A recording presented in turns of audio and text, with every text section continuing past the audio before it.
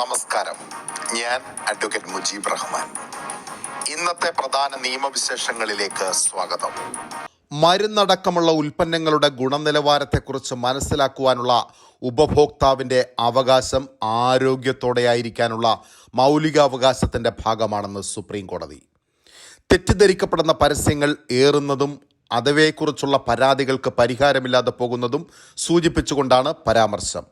ഉൽപ്പാദകരും സേവനദാതാക്കളും പരസ്യം നൽകുന്നവരും പരസ്യ ഏജൻസികളും പറയുന്ന കാര്യങ്ങളിൽ നിന്ന് ഉൽപ്പന്നത്തിൻ്റെ യഥാർത്ഥ ഗുണനിലവാരം വാങ്ങുന്നവർക്ക് ബോധ്യപ്പെടേണ്ടതുണ്ടെന്ന് കോടതി വിശദീകരിച്ചു. ഇന്ത്യൻ മെഡിക്കൽ അസോസിയേഷനും കേന്ദ്ര സർക്കാരും തമ്മിലുള്ള കേസിലെ മറ്റു വിഷയങ്ങൾ പരിഗണിച്ചുകൊണ്ടാണ് ജഡ്ജിമാരായ ഹിമ കൊഹ്ലി, എ അമാനുള്ള എന്നിവരുടെ സുപ്രധാന നിരീക്ഷണം. ഉപഭോക്താക്കളുടെ അവകാശം സംരക്ഷിക്കുന്നതിന് നിലവിൽ ഫലപ്രദമായ സംവിധാനമില്ലെന്ന് നിരീക്ഷിച്ച ബെഞ്ച് അത് നടപ്പിലാക്കാൻ കർശന നിർദ്ദേശങ്ങളും മുമ്പോട്ട് വെച്ചു. പരസ്യം പ്രസിദ്ധീകരിക്കുന്നതിന് മുൻപ് പരസ്യം നൽകുന്നവരോ ഏജൻസിയോ സത്യവാങ്മൂലം നൽകണം. അതില്ലാതെ പരസ്യം പ്രസിദ്ധീകരിക്കാനാകില്ലെന്ന വ്യവസ്ഥയും തങ്ങളുടെ സവിശേഷാധികാരം ഉപയോഗിച്ച് സുപ്രീം കോടതി നിർദ്ദേശിച്ചു. തെറ്റിദ്ധരിപ്പിക്കുന്ന പരസ്യങ്ങൾ ശ്രദ്ധയിൽപ്പെട്ടാൽ പരാതിക്ക് കാക്കാതെ നടപടിയെടുക്കാൻ ഭക്ഷ്യസുരക്ഷാ അതോറിറ്റിയോട് സുപ്രീം കോടതി നിർദ്ദേശിച്ചു. തെറ്റിദ്ധരിപ്പിക്കുന്ന പരസ്യങ്ങളുടെ കാര്യത്തിൽ അത് നൽകുന്നവർക്കും സെലിബ്രിറ്റികൾ അടക്കമുള്ളവർക്കും അതിനെ ശരിവെക്കുന്നവർക്കും ഉത്തരവാദിത്തമുണ്ടെന്നും സുപ്രീം കോടതി പറഞ്ഞു. ഉപഭോക്താക്കളുടെ വിശ്വാസവും അറിവില്ലായ്മയും പരിചയമില്ലായ്മയും ചൂഷണം ചെയ്യുന്നില്ലെന്നും പരസ്യം നൽകുന്നവരും ഏജൻസികളും ഉറപ്പാക്കണമെന്നും ഉപഭോക്താക്കളുടെ പരാതി സ്വീകരിക്കാനുള്ള സംവിധാനം കേന്ദ്രതലത്തിൽ തന്നെ ഉണ്ടാകണമെന്നും സുപ്രീം കോടതി ഉത്തരവിൽ വ്യക്തമാക്കി. വ്യക്തി സ്വാതന്ത്ര്യത്തിൻ്റെ കാര്യത്തിൽ ഓരോ ദിവസവും വിലപ്പെട്ടതാണെന്ന് സുപ്രീം കോടതി. ഡൽഹി എക്സൈസ് നയ അഴിമതി കേസിലെ പ്രതി മദ്യ വ്യവസായിയുമായ അമൻദീപ് ദല്ലിൻ്റെ ജാമ്യാപേക്ഷ 41 തവണ ഹൈക്കോടതി മാറ്റിവെച്ചതിൽ കടുത്ത അതൃപ്തി പ്രകടിപ്പിച്ചുകൊണ്ടാണ് സുപ്രീം കോടതിയുടെ പരാമർശം. 11 മാസത്തിനിടെ 40 തവണ അമൻദീപിൻ്റെ ജാമ്യാപേക്ഷ ഡൽഹി ഹൈക്കോടതി മാറ്റിവെച്ചു. 41 തവണ എത്തിയപ്പോൾ വേനലവധിക്ക് ശേഷമേ പരിഗണിക്കൂവെന്ന് വ്യക്തമാക്കിയതോടെ ഹർജിക്കാരൻ സുപ്രീം കോടതിയെ സമീപിക്കുകയായിരുന്നു. സ്ഥിര ജാമ്യം തേടിയുള്ള ഒരാളുടെ ഹർജി 11 മാസത്തോളം മാറ്റിവെക്കുന്നത് വ്യക്തി സ്വാതന്ത്ര്യമെന്ന അയാളുടെ വിലപ്പെട്ട അവകാശം ഇല്ലാതാക്കുമെന്ന് നിരീക്ഷിച്ച സുപ്രീം കോടതി ജഡ്ജിമാരായ BR ഗവായി, സന്ദീപ് മേത്ത എന്നിവർ വേനലവധിക്ക് പിരിയുന്നതിന് മുമ്പ് ഹർജിയിൽ തീരുമാനമെടുക്കാൻ ഡൽഹി ഹൈക്കോടതിയോട് നിർദ്ദേശിച്ചു. ഡൽഹി സർക്കാരിൻ്റെ വിവിധ ഏജൻസികളുടെ കീഴിലായിരുന്ന മദ്യവിൽപ്പന സ്വകാര്യ മേഖലയ്ക്ക് കൈമാറാനുള്ള നയവുമായി ബന്ധപ്പെട്ട് കോഴ നൽകിയെന്നാണ് അമൻദീപ് അടക്കം വ്യവസായികൾക്കെതിരായ ആരോപണം. ഡൽഹി മുഖ്യമന്ത്രി അരവിന്ദ് കെജ്രിവാൾ, ഉപമുഖ്യമന്ത്രി മനീഷ് സിസോദിയ, രാജ്യസഭാംഗം സഞ്ജയ് സിംഗ്, തെലങ്കാന മുൻ മുഖ്യമന്ത്രി ചന്ദ്രശേഖർ റാവുവിൻ്റെ മകൾ കെ കവിത എന്നിവരടക്കം ഒട്ടേറെ നേതാക്കൾ അറസ്റ്റിലായത് ഈ അഴിമതി കേസിലാണ്. തെരഞ്ഞെടുപ്പ് വോട്ടിംഗ് വിവരം പുറത്തുവിടുന്നതിന് എന്താണ് തടസ്സമെന്ന് സുപ്രീം കോടതി തെരഞ്ഞെടുപ്പ് കമ്മീഷനോട് ചോദിച്ചു. ഓരോ പോളിംഗ് ബൂത്തിലും എത്ര വോട്ടുകളാണ് രേഖപ്പെടുത്തിയതെന്ന് വ്യക്തമാക്കുന്ന ഫോം 17C സ്കാൻ ചെയ്ത പകർപ്പുകൾ ഔദ്യോഗിക വെബ്സൈറ്റിലൂടെ പുറത്തുവിടുന്നതിന് എന്താണ് തടസ്സമെന്ന ചോദ്യമാണ് സുപ്രീം കോടതി ഉന്നയിച്ചത്. ഒറ്റ ദിവസം കൊണ്ട് ഫോം 17C പകർപ്പുകൾ അപ്ലോഡ് ചെയ്യാൻ ബുദ്ധിമുട്ടുണ്ടെന്ന് തെരഞ്ഞെടുപ്പ് കമ്മീഷന്റെ അഭിഭാഷകനായ അമിത് ശർമ്മ പ്രതികരിച്ചു. എല്ലാ മണ്ഡലങ്ങളിലെയും ബൂത്തുകളിൽ നിന്നും ഫോം ശേഖരിക്കാൻ സമയം പിടിക്കുമെന്നും അഭിഭാഷകൻ പറഞ്ഞു. എന്നാൽ ഒറ്റ ദിവസം കൊണ്ട് നടന്നില്ലെങ്കിലും അടുത്ത ദിവസമെങ്കിലും ഫോം പകർപ്പുകൾ അപ്ലോഡ് ചെയ്യാൻ കഴിയില്ലേ എന്ന് കോടതി അഭിഭാഷകനോട് ആരാഞ്ഞു. ഇതിന് തെരഞ്ഞെടുപ്പ് കമ്മീഷൻ അഭിഭാഷകൻ കൃത്യമായ മറുപടി നൽകിയില്ല. തെരഞ്ഞെടുപ്പ് കഴിഞ്ഞ ഉടനെ ഓരോ ബൂത്തിലും എത്ര വോട്ട് പോൾ ചെയ്തുവെന്നത് ഉൾപ്പെടെയുള്ള വിശദാംശങ്ങൾ ഔദ്യോഗിക വെബ്സൈറ്റിലൂടെ പുറത്തുവിടാൻ തെരഞ്ഞെടുപ്പ് കമ്മീഷൻ നിർദ്ദേശം നൽകണമെന്ന് ആവശ്യപ്പെട്ടിട്ടുള്ള ഹർജിയിലാണ് സുപ്രീം കോടതിയുടെ ഇടപെടൽ. ഹർജിയിലെ ആവശ്യത്തിൽ ഒരാഴ്ചയ്ക്കുള്ളിൽ നിലപാട് വ്യക്തമാക്കാൻ തെരഞ്ഞെടുപ്പ് commission chief justice DY Chandrachud അധ്യക്ഷനായ ബെഞ്ച് നിർദ്ദേശിച്ചു. സർക്കാരേതര സംഘടനകളായ അസോസിയേഷൻ ഫോർ ഡെമോക്രാറ്റിക് റിഫോംസും കോമൺ കോസുമാണ് ഹർജിക്കാർ. ഹർജി 24-ന് പരിഗണിക്കുമെന്ന് ചീഫ് ജസ്റ്റിസ് അറിയിച്ചു. കേരള ബാങ്കിലേക്ക് ജില്ലാ സഹകരണ ബാങ്കുകളുടെ ലയനം ചോദ്യം ചെയ്തുള്ള ഹർജിയിൽ ബാങ്കിംഗ് ഇടപാടുകൾ നടത്താനുള്ള മലപ്പുറം ജില്ലാ സഹകരണ ബാങ്കിന്റെ ലൈസൻസിൽ തൽസ്ഥിതി തുടരണമെന്ന് സുപ്രീം കോടതി. ചീഫ് ജസ്റ്റിസ് DY ചന്ദ്രചൂഡ് അധ്യക്ഷനായ ബെഞ്ചാണ് ഈ ഉത്തരവ് പുറപ്പെടുവിച്ചത്. ജില്ലാ സഹകരണ ബാങ്കുകളെ കേരള ബാങ്കിലേക്ക് ലയിപ്പിക്കുന്ന ഉത്തരവിൽ സംസ്ഥാന സർക്കാരിന്റെ വാദം കേട്ട ശേഷം മാത്രമേ തീരുമാനമെടുക്കൂവെന്നും സുപ്രീം കോടതി വ്യക്തമാക്കി. ഡൽഹി മുഖ്യമന്ത്രി അരവിന്ദ് കെജ്രിവാളിന്റെ പ്രസംഗത്തിനെതിരെ എൻഫോഴ്സ്മെന്റ് ഡയറക്ടറേറ്റ് സമർപ്പിച്ച ഹർജിയിൽ ഇടപെടാൻ വിസമ്മതിച്ച് സുപ്രീം കോടതി. ആം ആദ്മി പാർട്ടിക്ക് വോട്ട് നൽകിയാൽ തിരിച്ച് ജയിലിലേക്ക് പോകേണ്ടി വരില്ലെന്ന കെജ്രിവാളിന്റെ പ്രസ്താവനയ്ക്കെതിരെയാണ് ഇ ഡി സുപ്രീം കോടതിയെ സമീപിച്ചത്. കേസിനെക്കുറിച്ച് പരസ്യമായി സംസാരിക്കരുതെന്ന വ്യവസ്ഥയുടെ പുറത്താണ് കഴിഞ്ഞയാഴ്ച തെരഞ്ഞെടുപ്പ് പ്രചരണത്തിന് വേണ്ടി സുപ്രീം കോടതി കെജ്രിവാളിന് ജാമ്യം നൽകിയത്. ഇ ഡിക്ക് വേണ്ടി ഹാജരായ സോളിസിറ്റർ ജനറൽ തുഷാർ മേത്തയാണ് കെജ്രിവാളിന്റെ പ്രസ്താവന സുപ്രീം കോടതിയുടെ ശ്രദ്ധയിൽപ്പെടുത്തിയത്. ആം ആദ്മി പാർട്ടിക്ക് വോട്ട് ചെയ്താൽ ജൂൺ 2-ന് ജയിലിലേക്ക് മടങ്ങേണ്ടി വരില്ലെന്നാണ് കെജ്രിവാൾ പറഞ്ഞത്. കെജ്രിവാളിന് ഇത് എങ്ങനെ പറയാൻ സാധിക്കുമെന്ന് തുഷാർ മേത്ത സുപ്രീം കോടതിയിൽ ചോദിച്ചു. നിയമ സംവിധാനങ്ങൾക്കെതിരായ പ്രസ്താവനയാണ് കെജ്രിവാൾ നടത്തിയതെന്നും തുഷാർ മേത്ത കൂട്ടിച്ചേർത്തു. എന്നാൽ ഇ ഡിയുടെ ആവശ്യം പരിഗണിക്കാനാവില്ലെന്ന് ജസ്റ്റിസ് സഞ്ജീവ് ഖന്ന മറുപടി നൽകി. കേസിനെപ്പറ്റി തെരഞ്ഞെടുപ്പ് പ്രചരണത്തിൽ സംസാരിക്കരുതെന്ന് അദ്ദേഹത്തിന് നിർദ്ദേശം നൽകിയതാണ്. കെജ്രിവാളിന്റെ അനുമാനങ്ങൾ മാത്രമാണ് അദ്ദേഹം കൂട്ടിച്ചേർത്തതെന്നും സഞ്ജീവ് ഖന്ന പറഞ്ഞു. അതിനിടെ കെജ്രിവാളിന്റെ ജാമ്യവുമായി ബന്ധപ്പെട്ട് അമിത്ഷാ നടത്തിയ പ്രസ്താവനയ്ക്കെതിരെ സുപ്രീം കോടതിയിൽ സത്യവാങ്മൂലം സമർപ്പിക്കുമെന്ന് കെജ്രിവാളിന് വേണ്ടി ഹാജരായ മുതിർന്ന അഭിഭാഷകൻ മനു അഭിഷേക് സിംഗ്വി പറഞ്ഞു. സുപ്രീം കോടതിയുടെ ഉത്തരവ് പതിവില്ലാത്തതാണെന്നും കെജ്രിവാളിന് പ്രത്യേക പരിഗണന നൽകിയതായി തോന്നിയെന്നും അമിത്ഷാ ഒരു അഭിമുഖത്തിൽ പറഞ്ഞിരുന്നു. ഇതിനെതിരെ കോടതിയിൽ സത്യവാങ്മൂലം സമർപ്പിക്കാനാണ് ഇപ്പോൾ തീരുമാനിച്ചിരിക്കുന്നതെന്നും അദ്ദേഹം അറിയിച്ചു. ആസിഡ് ആക്രമണത്തെ അതിജീവിച്ചവർക്കും സമാനമായി ബാധിച്ച വ്യക്തികൾക്കും ഡിജിറ്റൽ KYCക്ക് ബദൽ മാർഗങ്ങൾ പ്രാപ്തമാക്കുന്ന പുതിയ മാർഗനിർദ്ദേശങ്ങൾ കേന്ദ്ര സർക്കാർ ആവിഷ്കരിക്കണമെന്ന് സുപ്രീം കോടതി നിർദ്ദേശിച്ചു. ആസിഡ് ആക്രമണത്തെ അതിജീവിച്ച 9 പേർ സമർപ്പിച്ച ഹർജിയിലാണ് വെള്ളിയാഴ്ച സുപ്രീം കോടതി നോട്ടീസ് അയച്ചുകൊണ്ട് അഭിപ്രായ പ്രകടനം നടത്തിയത്.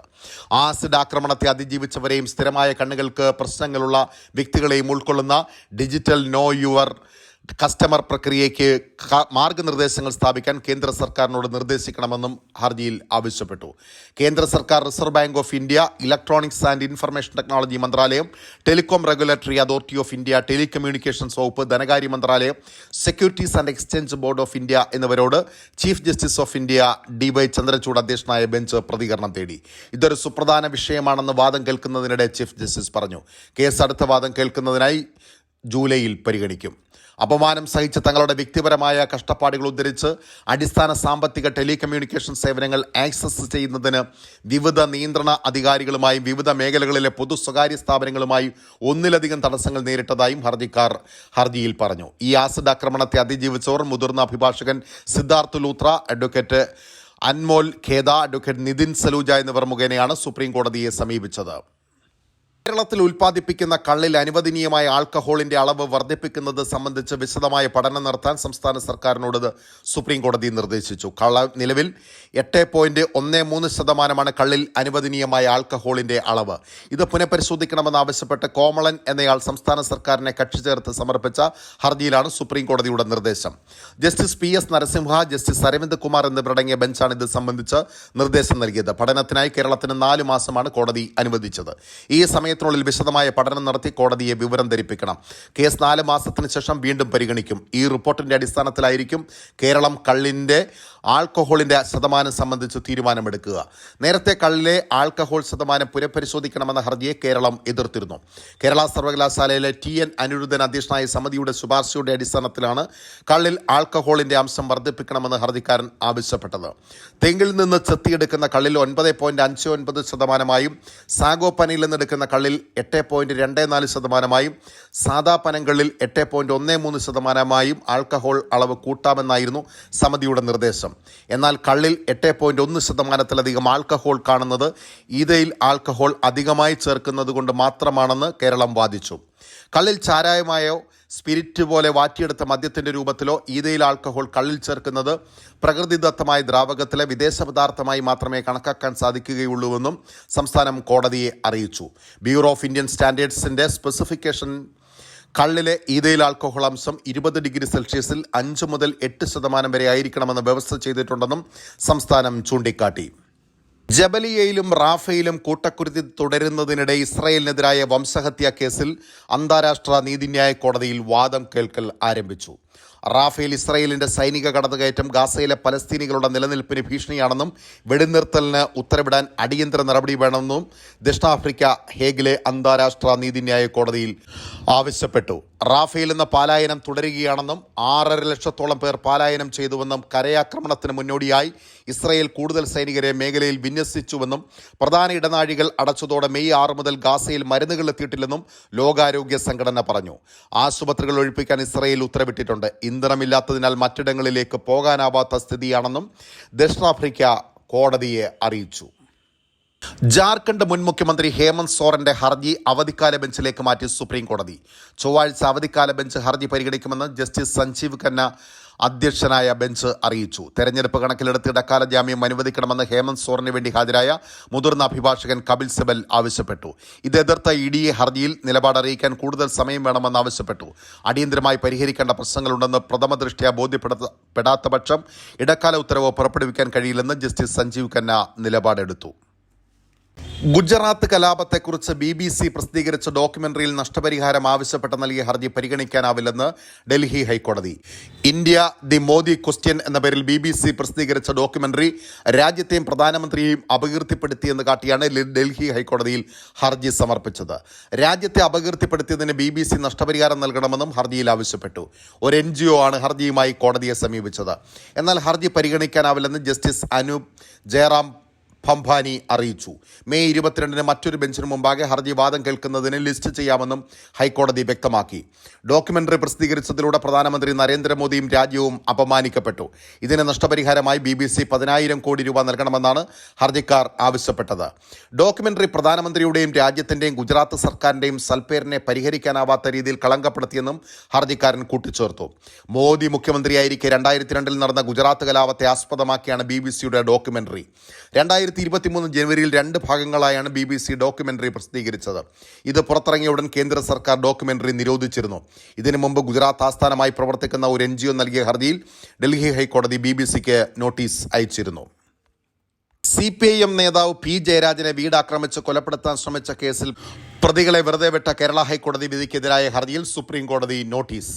P. ജയരാജൻ സമർപ്പിച്ച ഹർജി ഫയലിൽ സ്വീകരിച്ച് ജസ്റ്റിസ് സുധാൻശു ധൂലിയ, ജസ്റ്റിസ് സഞ്ജയ് കുമാർ എന്നിവരുടെ ബെഞ്ചാണ് നോട്ടീസ് അയച്ചത്. നേരത്തെ പ്രതികളെ വെറുതെ വിട്ട ഹൈക്കോടതി വിധിക്കെതിരെ സംസ്ഥാന സർക്കാർ സമർപ്പിച്ച അപ്പീലിൽ സുപ്രീം കോടതി പ്രതികൾക്ക് നോട്ടീസ് അയച്ചിരുന്നു. തെരഞ്ഞെടുപ്പ് പ്രചാരണത്തിനിടെ പ്രധാനമന്ത്രി നരേന്ദ്രമോദി നടത്തിയ വിദ്വേഷ പ്രസംഗത്തിനെതിരായ പരാതിയിൽ എന്ത് നടപടി സ്വീകരിച്ചുവെന്ന് ഡൽഹി കോടതി. നടപടി റിപ്പോർട്ട് സമർപ്പിക്കാൻ സാകേത് മെട്രോപൊളിറ്റൻ മജിസ്ട്രേറ്റ് കാർത്തിക് തബാരിയ ഡൽഹി പോലീസിന് നിർദ്ദേശം നൽകി. രാജസ്ഥാനിൽ ഏപ്രിൽ 21-ന് മോദി നടത്തിയ പ്രസംഗം തെരഞ്ഞെടുപ്പ് പെരുമാറ്റച്ചട്ടത്തിന്റെ ലംഘനമാണെന്നും മതസ്പർദ്ധ വളർത്തുന്നതാണെന്നും ചൂണ്ടിക്കാട്ടി ബുർഖാൻ അലി എന്നയാൾ നൽകിയ ഹർജിയിലാണ് കോടതിയുടെ ഇടപെടൽ. പരാതി ലഭിച്ചിരുന്നോ? അതിലെന്ത് നടപടി സ്വീകരിച്ചു? അന്വേഷണം നടത്തിയോ? അന്വേഷണത്തിൽ തെറ്റായി എന്തെങ്കിലും കണ്ടെത്തിയെങ്കിൽ FIR രജിസ്റ്റർ ചെയ്തോ എന്നീ വിഷയങ്ങളിലാണ് പോലീസ് മറുപടി നൽകേണ്ടത്. വിഷയം ജൂൺ 5-ന് വീണ്ടും പരിഗണിക്കും. കോൺഗ്രസിൽ അധികാരത്തിലെത്തിയാൽ ജനങ്ങളുടെ സ്വർണവും വെള്ളിയും കണക്കെടുപ്പ് നടത്തി കൂടുതൽ മക്കളുള്ള നുഴഞ്ഞുകയറ്റക്കാർക്ക് വീതിച്ചു നൽകുമെന്ന് രാജസ്ഥാനിലെ ബെൻസ്വാഡിയയിൽ മോദി പ്രസംഗിച്ചിരുന്നു. ഈ പ്രസംഗത്തിൽ നടപടിയെടുക്കണമെന്നാവശ്യപ്പെട്ട് ബുർഖാൻ അലി നിസാമുദ്ദീൻ പോലീസ് സ്റ്റേഷനിലാണ് പരാതി നൽകിയത്. എന്നാൽ FIR രജിസ്റ്റർ ചെയ്യാത്ത സാഹചര്യത്തിലാണ് സാകേത് കോടതിയെ സമീപിച്ചത്. ഡൽഹി മദ്യനയ കേസിൽ അറസ്റ്റ് ചോദ്യം ചെയ്ത് കെജ്രിവാൾ സമർപ്പിച്ച ഹർജി സുപ്രീം കോടതി വിധി പറയാനായി മാറ്റി. ജസ്റ്റിസ് സഞ്ജീവ് ഖന്ന, ജസ്റ്റിസ് ദീപാങ്കർ ദത്ത എന്നിവരുടെ ബെഞ്ചാണ് ഹർജി വിധി പറയാനായി മാറ്റിയത്. മനീഷ് സിസോദിയുടെ അറസ്റ്റിന് ശേഷം കെജ്രിവാളിനെതിരെ എന്തെല്ലാം തെളിവുകളാണ് ലഭിച്ചിട്ടുള്ളതെന്ന പട്ടിക ED കൈമാറണമെന്നും കോടതി ആവശ്യപ്പെട്ടു. കെജ്രിവാളിന് വേണമെങ്കിൽ സ്ഥിരം ജാമ്യത്തിനായി വിചാരണ കോടതിയെ സമീപിക്കാവുന്നതാണെന്നും സുപ്രീം കോടതി നിർദ്ദേശിച്ചു. ഡൽഹി മദ്യനയവുമായി ബന്ധപ്പെട്ട കേസിൽ ആം ആദ്മി പാർട്ടിയെയും അരവിന്ദ് കെജ്രിവാളിനെയും പ്രതികളാക്കി ED അനുബന്ധ കുറ്റപത്രം സമർപ്പിച്ചു. കള്ളപ്പണം വെളുപ്പിക്കൽ തടയൽ നിയമം അനുസരിച്ചുള്ള പ്രത്യേക കോടതിയിലാണ് കുറ്റപത്രം സമർപ്പിച്ചത്. AAPക്കും കെജ്രിവാളിനുമെതിരെ PMLA വകുപ്പുകൾ പ്രകാരമുള്ള കുറ്റങ്ങൾ ചുമത്തണമെന്നാണ് ആവശ്യം. കെജ്രിവാളിനെതിരെ തെളിവുകൾ ലഭിച്ചെന്നും ഹവാല ഇടപാടുകാരുമായി അദ്ദേഹം നടത്തിയ ചാറ്റുകൾ വീണ്ടെടുത്തെന്നും ED അവകാശപ്പെട്ടു. ഡൽഹി മദ്യനയ കേസിൽ EDയുടെ 8ാമത്തെ കുറ്റപത്രമാണിത്. 18 പേർ ഇതുവരെ അറസ്റ്റിലായി. 7ാമത്തെ കുറ്റപത്രത്തിലാണ് BRS നേതാവ് K. കവിതയെ പ്രതിയാക്കിയത്. ആദ്യമായാണ് PMLA കേസിൽ ഒരു രാഷ്ട്രീയ പാർട്ടിയെ പ്രതി ചേർക്കുന്നത്. AAP നേതാക്കളുടെ പ്രവൃത്തികൾക്കുള്ള പരോക്ഷ ഉത്തരവാദിത്വം പാർട്ടിയിലും ചുമത്താൻ കഴിയുമെന്നാണ് EDയുടെ വാദം. മാർച്ച് 21-നാണ് കെജ്രിവാളിനെ ED അറസ്റ്റ് ചെയ്തത്. തെരഞ്ഞെടുപ്പ് പ്രചാരണത്തിൽ പങ്കെടുക്കാൻ കോടതി അദ്ദേഹത്തിന് ഇടക്കാല ജാമ്യം അനുവദിക്കുകയും ചെയ്തു. സ്കൂളുകളുടെ ഓഡിറ്റോറിയം അടക്കമുള്ള സൗകര്യങ്ങൾ വിദ്യാർത്ഥികളുടെ ഉന്നമനത്തിന് വേണ്ടി മാത്രമേ ഉപയോഗിക്കാവൂ എന്ന് ഹൈക്കോടതി. Thiruvananthapuram Mannanthala government school open air auditorium പ്രധാനാധ്യാപിക പരിപാടിക്ക് വിട്ടു നൽകാത്തതിനെതിരെ SNDP യോഗം മണ്ണന്തല ശാഖ നൽകിയ ഹർജിയിലാണ് ജസ്റ്റിസ് ദേവൻ രാമചന്ദ്രന്റെ ഉത്തരവ്. സ്കൂൾ സമയത്തിന് ശേഷമുള്ള പരിപാടിക്കായാണ് ഓഡിറ്റോറിയം ആവശ്യപ്പെട്ടതെന്നും കാരണമില്ലാതെ അനുമതി നിഷേധിച്ചെന്നുമായിരുന്നു ഹർജിക്കാരുടെ വാദം. മറ്റു പല സംഘടനകളുടെയും പരിപാടികൾക്ക് ഓഡിറ്റോറിയം അനുവദിച്ചിട്ടുണ്ടെന്നും ചൂണ്ടിക്കാട്ടി. കുട്ടികളുടെ താൽപ്പര്യങ്ങൾക്ക് വേണ്ടിയല്ലാതെ മറ്റൊന്നിനും സ്കൂൾ സ്കൂളും സൗകര്യങ്ങളും ഉപയോഗിക്കരുതെന്ന കോടതിയുടെ മുൻ ഉത്തരവുകളുടെ അടിസ്ഥാനത്തിലാണ് പ്രധാന അധ്യാപിക നിലപാട് സ്വീകരിച്ചതെന്ന് കോടതി വിലയിരുത്തി. സർക്കാർ സ്കൂളുകളുടെ സൗകര്യങ്ങൾ വിദ്യാർത്ഥികളുമായി ബന്ധമില്ലാത്ത പരിപാടികൾക്ക് അനുവദിക്കുന്നതിൽ തീരുമാനമെടുക്കാൻ ആലോചനകളും നടപടികളും ആവശ്യമാണ്. അതിനാൽ നേരത്തെ മറ്റു പരിപാടികൾക്ക് ഓഡിറ്റോറിയം അനുവദിച്ചെന്ന ആരോപണത്തിൽ റിപ്പോർട്ട് നൽകാൻ സർക്കാരിനോട് ഹൈക്കോടതി നിർദ്ദേശിച്ചു. നയതന്ത്ര ബാഗേജ് വഴി സ്വർണം കടത്തിയെന്ന കേസിലെ പ്രതി സ്വപ്ന സുരേഷ് CPIM സംസ്ഥാന സെക്രട്ടറി MV ഗോവിന്ദനെതിരെ അപകീർത്തികരമായ പരാമർശം നടത്തിയ കേസിൽ തുടർ നടപടികൾ തുടരാമെന്ന് ഹൈക്കോടതി. തുടർ നടപടികൾ സ്റ്റേ ചെയ്യണമെന്ന സ്വപ്നയുടെ ഇടക്കാല ആവശ്യം കോടതി അനുവദിച്ചില്ല. CPIM Taliparamba area secretary K Santhosh നൽകിയ പരാതിയിൽ സ്വപ്നയ്ക്കും വിജേഷ് പിള്ളയ്ക്കുമെതിരെ പോലീസ് രജിസ്റ്റർ ചെയ്ത കേസ് റദ്ദാക്കണമെന്നാവശ്യപ്പെട്ട് നൽകിയ ഹർജിയിലാണ് ജസ്റ്റിസ് ബിജു എബ്രഹാമിന്റെ ഇടക്കാല ഉത്തരവ്. സ്വർണ്ണക്കടത്തുമായി ബന്ധപ്പെട്ട് മുഖ്യമന്ത്രിക്കെതിരെ നൽകിയ പരാതിയിൽ നിന്ന് പിന്മാറാൻ വിജേഷ് പിള്ള മുഖേന MV ഗോവിന്ദൻ സ്വാധീനിക്കാൻ ശ്രമിച്ചെന്നും ബാംഗ്ലൂരിൽ വെച്ച് 30 കോടി രൂപ വാഗ്ദാനം ചെയ്തെന്നുമായിരുന്നു ഫേസ്ബുക്ക് ലൈവിലൂടെ സ്വപ്ന ആരോപണം ഉന്നയിച്ചത്. മുഖ്യമന്ത്രിക്കും മറ്റു മന്ത്രിമാർക്കുമെതിരെയുള്ള ആരോപണങ്ങളിൽ നിന്ന് പിന്മാറണമെന്ന് ആവശ്യപ്പെട്ടെന്നും പറഞ്ഞു.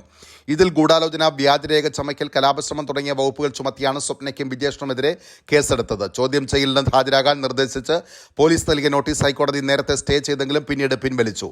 ഇതിന് പിന്നാലെയാണ് കേസ് റദ്ദാക്കണമെന്ന ആവശ്യമായി സ്വപ്ന ഹൈക്കോടതിയെ സമീപിച്ചത്. ഹർജി ഇനിയും 21-ന് പരിഗണിക്കും. മഞ്ഞുമൽ ബോയ്സ് സിനിമയുടെ നിർമ്മാതാക്കൾക്കെതിരായ വഞ്ചനാ കേസിലെ തുടർ നടപടികൾ ഹൈക്കോടതി തടഞ്ഞു. നിർമ്മാണ കമ്പനിയായ പറവ ഫിലിംസിന്റെ പാർട്ണറും കേസിൽ പ്രതിയുമായ ബാബു ഷാഹിറിന്റെ ഹർജി പരിഗണിച്ചാണ് തുടർ നടപടികൾ 1 മാസത്തേക്ക് തടഞ്ഞ് ഇടക്കാല ഉത്തരവിട്ടത്. സിനിമാ നിർമ്മാണത്തിന് 7 കോടി രൂപ നൽകിയിട്ടും ലാഭവിഹിതം നൽകിയില്ലെന്ന് ചൂണ്ടിക്കാട്ടി ആലപ്പുഴ അരൂർ സ്വദേശി സിറാജ് വലിയതുറ നൽകിയ പരാതിയിൽ മരട് പോലീസാണ് കേസെടുത്തത്. സിറാജ് കരാർ ലംഘിച്ചെന്നും ലാഭവിഹിതത്തിന് അർഹനല്ലെന്നുമായിരുന്നു ബാബു ഷാഹിറിന്റെ വാദം. ഷോൺ ആന്റണി, ബാബു ഷാഹിറിന്റെ മകനും നടനുമായ സൗബിൻ ഷാഹിർ എന്നിവരാണ് നിർമ്മാണ പങ്കാളികൾ. വഞ്ചനാ കേസിൽ ഇവരും പ്രതികളാണ്. ഹർജി 30-ന് വീണ്ടും പരിഗണിക്കും. പശ്ചിമ ബംഗാൾ മുഖ്യമന്ത്രിയും തൃണമൂൽ കോൺഗ്രസ് നേതാവുമായ മമതാ ബാനർജിക്കെതിരെ അപകീർത്തികരമായ പരാമർശം നടത്തിയ അഭിജിത്ത് ഗംഗോപാധ്യായയ്ക്ക് തെരഞ്ഞെടുപ്പ് കമ്മീഷൻ നോട്ടീസ്. ഹൈക്കോടതി മുൻ ജഡ്ജിയും BJP സ്ഥാനാർത്ഥിയുമായ അഭിജിത്തിന് കാരണം കാണിക്കൽ നോട്ടീസാണ് കമ്മീഷൻ നൽകിയത്. ഗംഗോപാധ്യായയ്ക്കെതിരെ തൃണമൂൽ കോൺഗ്രസ് പരാതി നൽകിയതിന് പിന്നാലെയാണ് തെരഞ്ഞെടുപ്പ് കമ്മീഷന്റെ നടപടി. അദ്ദേഹം നടത്തുന്ന അപകീർത്തികരമായ പ്രസ്താവനകൾ അദ്ദേഹത്തിന്റെ അസഭ്യമായ പെരുമാറ്റത്തിന്റെയും സ്ത്രീവിരുദ്ധ മനോഭാവത്തിന്റെയും വ്യക്തമായ ചിത്രമാണെന്ന് പരാതിയിൽ തൃണമൂൽ കോൺഗ്രസ് ആരോപിച്ചിരുന്നു. എത്ര രൂപയ്ക്കാണ് മമത വിൽക്കുന്നത്? കിയ സേത്ത് മേക്കപ്പ് ചെയ്യുന്ന നിങ്ങളുടെ നിരക്ക് 10 ലക്ഷമാണ്. നിങ്ങളൊരു സ്ത്രീയാണോ? തുടങ്ങിയ പരാമർശങ്ങളാണ് ഗംഗോപാധ്യായ നടത്തിയത്. മെയ് 15-ന് പശ്ചിമ ബംഗാളിലെ ഹാൽദിയയിൽ ഒരു പൊതുയോഗത്തിൽ സംസാരിക്കവെയാണ് അദ്ദേഹം മമതാ ബാനർജിക്കെതിരെ ആരോപണം ഉന്നയിച്ചത്. ഗംഗോപാധ്യായയുടെ അശ്ലീലവും അപരിഷ്കൃതവുമായ പരാമർശങ്ങൾ മാന്യതയുടെയും ധാർമ്മികതയുടെയും അടിസ്ഥാനത്തിന് അതീതമാണെന്നും അവ മര്യാദയുടെ അഭാവം മാത്രമല്ല വനിതാ മുഖ്യമന്ത്രി മമതാ ബാനർജിയോടുള്ള നഗ്നമായ അവഗണനയും പ്രകടിപ്പിക്കുന്നതാണെന്നും പരാതിയിൽ ആരോപിച്ചിരുന്നു. ഇതോടുകൂടി ഇന്നത്തെ പ്രധാന നിയമവിശേഷങ്ങൾ അവസാനിക്കുന്നു. നമസ്കാരം.